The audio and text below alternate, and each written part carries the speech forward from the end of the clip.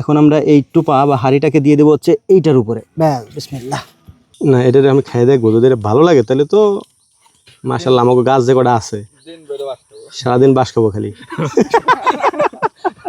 এইটারে কাইটে নিয়ে বাড়ি নিয়ে রান্না করে টেস্ট করে দেখবো যে এটা আসলে খাওয়া যায় কিনা। আমি দেখছি অনেক জায়গায় খায়। এখন কি কন এলো। বিসমিল্লাহির রহমানির রহিম। এই মুহূর্তে আসি হচ্ছে আমরা আমাদের বাঁশবাগানে। তো আমরা আজকে একটা পরীক্ষামূলক কাজ করব, সেটা হচ্ছে আমাদের এইদিকে বাঁশকরুলি খাওয়ার তেমন একটা প্রচলন নাই।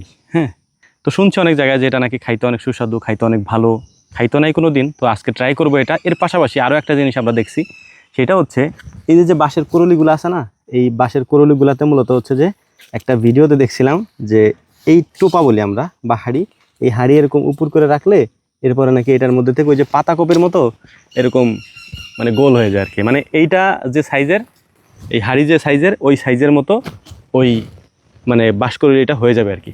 তো আজকে আমরা এটাও ট্রাই করব।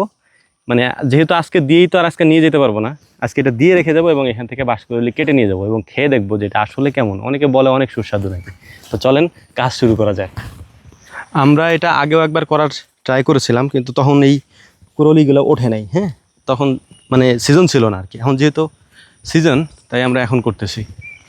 সব জায়গায় শুধু বাঁশ আর বাঁশ। দেখেন নতুন নতুন বাঁশ উঠতেছে, যে এগুলা নতুন বাঁশ, সব হাজার হাজার বাঁশ উঠতেছে, হাজার হাজার বাঁশ। এটা হচ্ছে ঘন জঙ্গল। একটা জিনিস এই জায়গায় সুবিধা আছে, সেটা হচ্ছে এখানে যেহেতু দুইটা, আমরা বুঝতে পারবো যে এইটা কত বড় হয়েছে এবং এইটা কতটুকু হয়েছে। ভিতরের পরিস্থিতিটা পাশেরটা দিয়ে বোঝা যাবে আর কি। এখন আমরা এই টুপা বা হাঁড়িটাকে দিয়ে দেবো হচ্ছে এইটার উপরে। ব্যাস, বিসমিল্লাহ। দাও, ইট দাও। এরপর এটার উপর একটা ইট দিয়ে রাখবো। যদিও আমি ইট দিতে দেখি নাই, তারপরে দিয়ে রাখলাম, কারণ হচ্ছে যে যদি এরকম উপরে উপরে উঠতে উঠতে উঠতে উঠতে একবার উপরে উঠে যায়, এই কারণে মূলত দিয়ে রাখলাম। তো এইটা ভেবে থাকুক, পাতা পুতা দিয়ে রাখি জায়গা। যদিও ভিডিও অনেকে দেখবে, তাদের কাছে অনুরোধ এটা না ভাঙার জন্য। এটার কারণ হচ্ছে যে এটা আমরা পরীক্ষামূলকভাবে করছি, যদি হয় তাহলে আপনারাও করেন, ঠিক আছে? তো চলেন যাওয়া যাক। আমরা এখন একটা করলি কাটবো। এটা হচ্ছে একটা করলি। আমরা এই মুহূর্তে আমাদের নিজেদের বাঁশবাগানেই আছি। তো এইটারে কাইটে নিয়ে বাড়ি নিয়ে রান্না করে টেস্ট করে দেখবো যে এটা আসলে খাওয়া যায় কিনা। আমি দেখছি অনেক জায়গায় খায়, বাট আমাদের দিকে তো ওইগুলোর প্রচলন নেই।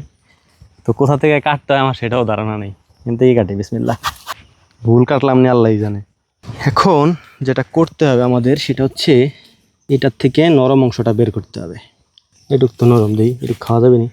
তিতে লাগে। হ্যাঁ, চাইতে গেলাম, তিতে লাগে। আমরা মনে হয় যে বাঁশ খাই, আমরা মনে হয় সেই বাঁশ কাটি নেই, বুঝছে? আমাকে দেখ মনে এই বাঁশ হয় না। থেকে আমরা ছুটাই নিতেছি, কিন্তু আমরা অনভিজ্ঞ লোক, তো এই কারণে আমরা বুঝতেছি না ব্যাপারটা আসলে লেয়ার কে কইতেছে, এটার কোনটুকু আমরা রাখবো, কোনটুকু আমরা ফালাবো। পারবো অবশ্যই। একটু খাই দেখ, কেমন লাগে।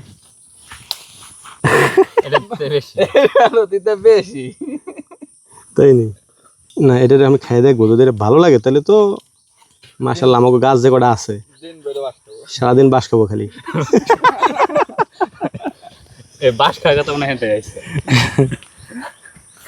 না আসলে বাঁশ খেয়ে ট্রাই করে দেখি আর কি। জীবনে তো কম বাঁশ খাইলাম না, ভার্চুয়াল বাঁশ খাইছে, এবার অরিজিনাল বাঁশ খাই দেখি।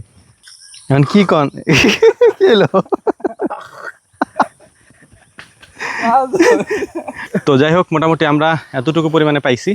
এটা এখন বাড়িতে নিয়ে যাব, তারপর রান্না করব, রান্না করে দেখব এটা খাইতে কেমন। তো বিস্তারিত আপনাদেরকে বাকিটা যদি খাই তাহলে জানাবো, আর যদি আপনাদেরকে না জানাই খাই, পরবর্তীতে কোনো ভিডিওতে জানাই দেবো।